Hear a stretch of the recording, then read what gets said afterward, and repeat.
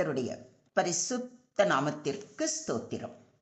இன்றைய நாளின் தியானத்திற்கென்று தெரிந்து கொள்ளப்பட்ட வேத வசனம் எசேக்கியேல் தீர்க்கதரிசியின் புத்தகம் 36ஆம் அதிகாரம் 9ஆம் வசனம்.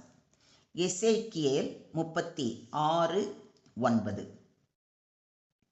இதோ நான் உங்கள் பட்சத்திலிருந்து உங்களை கண்ணோக்குவேன், நீங்கள் பண்படுத்தப்பட்டு விதைக்கப்படுவீர்கள். I am concerned for you and will look on you with favor. You will be plowed and sown. ஏனெனில் நான் உங்களுக்காய் இருக்கிறேன், உங்களை கண்ணோக்குவேன், உங்கள் நாடு மீண்டும் விழப்பட்டு விதை விதைக்கப்படும். ஆமென். இன்றைய தியான வசனம் தேவன் தனது ஜனங்களுக்கு கூறிய மீட்பு வாக்குத்தத்தம் ஆகும். இஸ்ரவேல் மக்கள் பாபிலோனில் சிறைப்பட்டிருந்தார்கள். அவர்கள் பாவம் காரணமாக தேசம் பரிதாபமான நிலைக்கு தள்ளப்பட்டது. ஆனால் தேவன் கருணையால் அவர்களை மீண்டும் ஆசிர்வதிக்கப் போகிறேன் என்கிறார். அதே வாக்குத்தத்தத்தை இன்று தேவன் நம் ஒவ்வொருவரையும் பார்த்து சொல்கிறார்.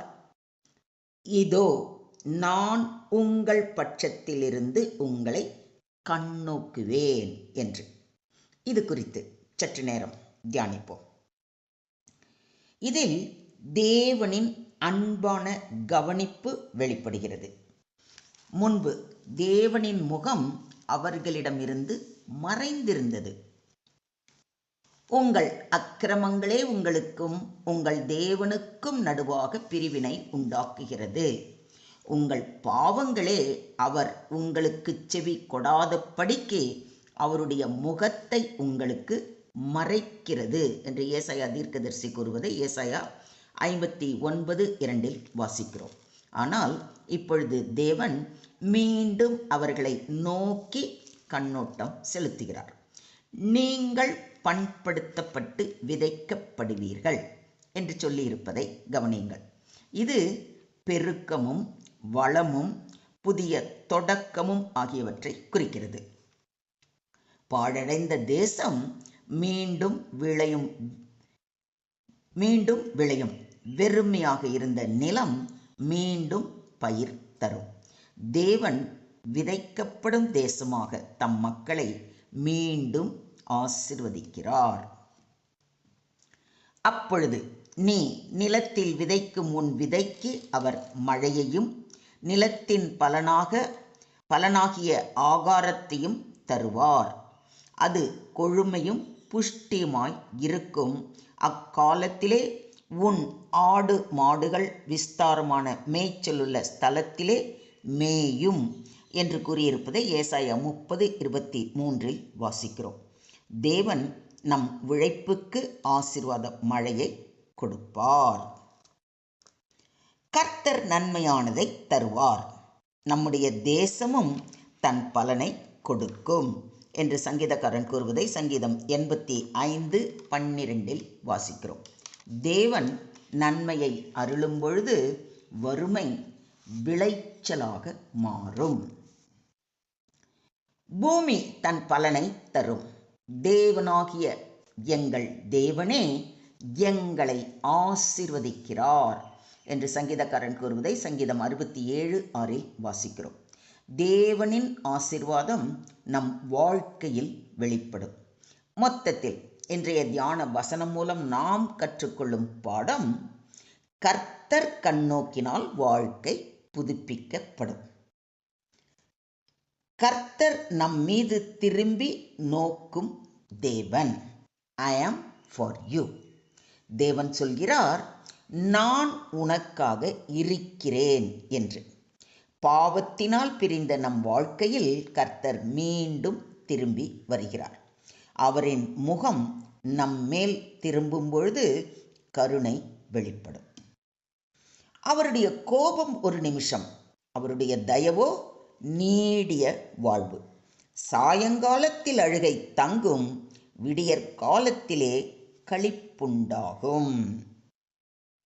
தேவன் நம்முடைய பட்சத்தில் இருந்தால் நமக்கு விரோதமாய் இருப்பவன் யார்?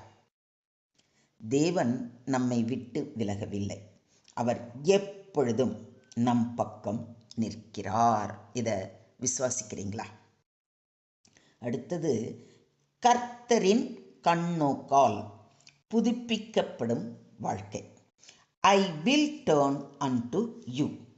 தேவன் திரும்பி நோக்கும் கணம் மாற்றம் ஆரம்பமாகும்.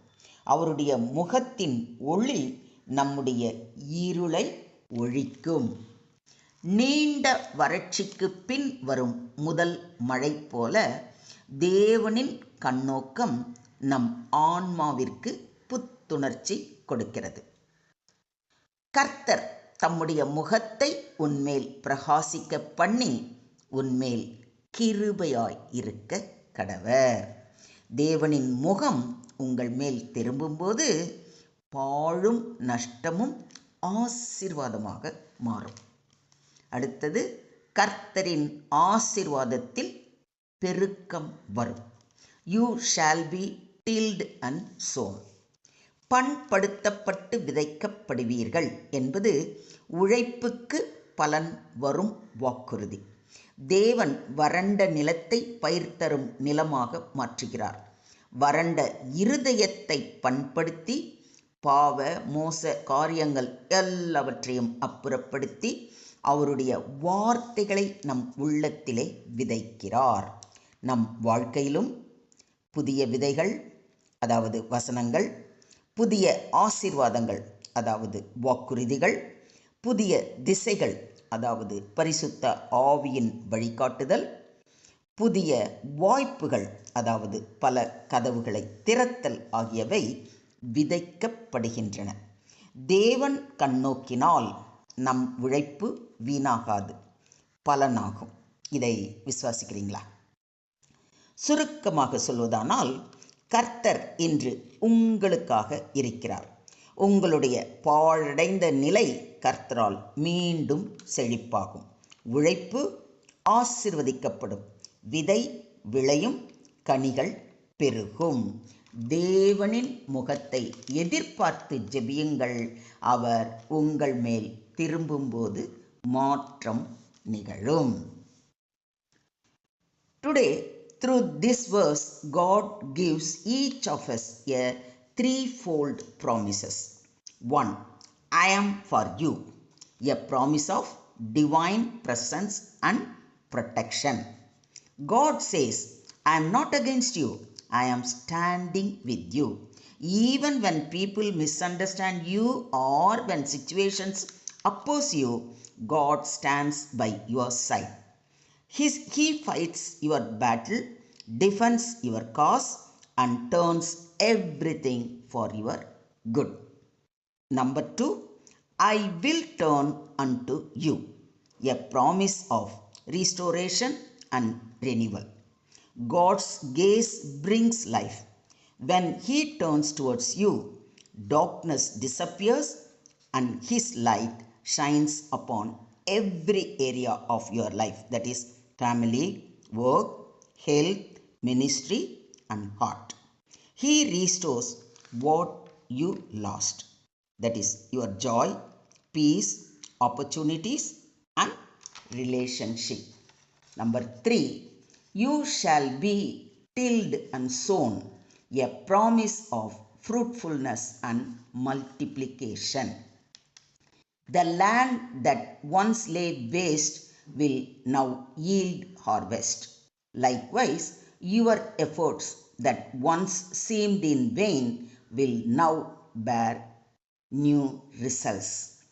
God is preparing you to receive new seeds, new beginnings, new blessings, and new purposes. He is making you a fruitful field for His glory. In short, when God looks upon you, life is renewed. God is for you. His presence and protections are with you. If God is for us, Who can be against us?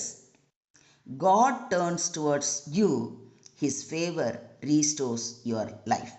He says, I will restore the years that were lost.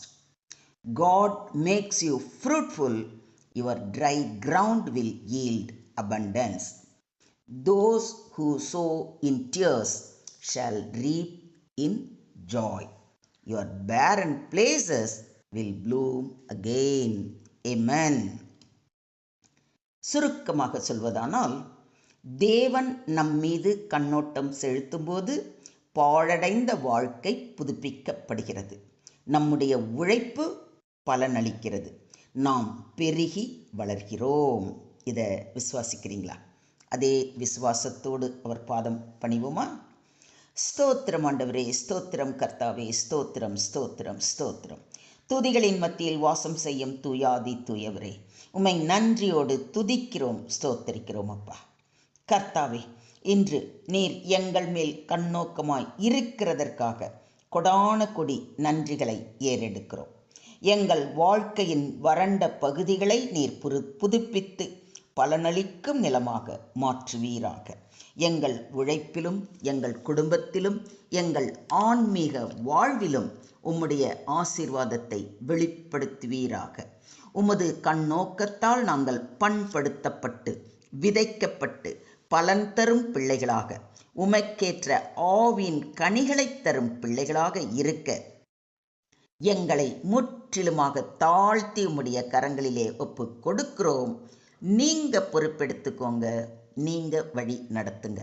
எல்லா துதியும் எல்லா கனமும் எல்லா மகிமையும் ஒருவருக்கே செலுத்துகிறோம். மீட்பர் இயேசுவின் மூலம் ஜெபம் கேளும் எங்கள் ஜீவனுள்ள தகப்பனே. ஆமென்.